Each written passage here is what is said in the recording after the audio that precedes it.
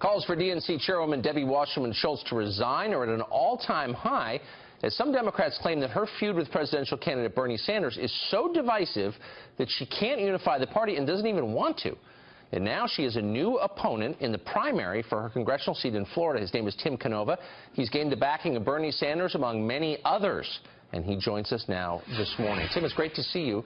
Thanks a lot for coming on. Thank you, Tucker. So you're a Democrat in good standing, a progressive. Why is Debbie Wasserman Schultz the wrong person to represent your district? What's wrong with her? Well, she's been representing other interests rather than those of her constituents. I'm sure the full-time responsibilities of being a DNC chair takes her out of the district a lot, but in addition, she's been taking an awful lot of special interest money, a lot of corporate money, and voting along their lines, and certainly not in the interests of her own constituents. And that's on issue after issue. I first got involved because of her vote to fast-track the Trans-Pacific Partnership, but she's been cozy with payday lenders.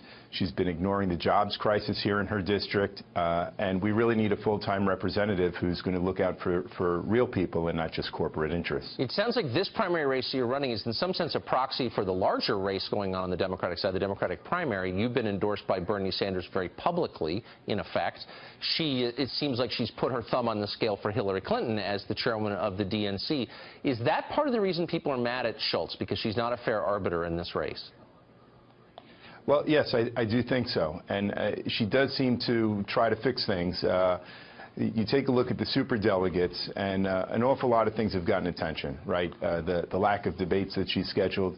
But when you take a look at the superdelegates and what she's done at the DNC, I first started calling for her to resign as chair of the DNC when I learned that she had overturned the 2008 ban on corporate lobbyist donations to the Democratic National Committee.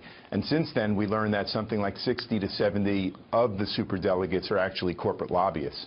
So that really seems to be a fix and very contrary to the will of the voters. And we see the same thing happening here in our district. Just last week, one of her labor friends named Dan Reynolds engineered an endorsement from the Central Labor Council, which violated the Central Labor Council's own constitution. They're supposed to have a screening for any endorsements. They never had a screening, never gave notice. And, you know, again, it violates their constitution, and it disenfranchises the rank and file of labor. And now we learn that Dan Reynolds is a host of a $5,000 a bagel breakfast that for Wasserman Schultz next week, which will include superdelegates. It sounds to me like, for all the attention we've paid to the Republican race, there's a revolution going on the Democratic side, where the anti-corporate wing, which you seem to represent, seems to be gaining a lot of steam. Do you see it that way? Do you see this in larger terms? Well, I do, and it's not just the Democratic side, of course. You see the rise of Donald Trump, not just the rise of Bernie Sanders. There's a lot of disaffection in this country for political insiders and incumbents. It's been building for years.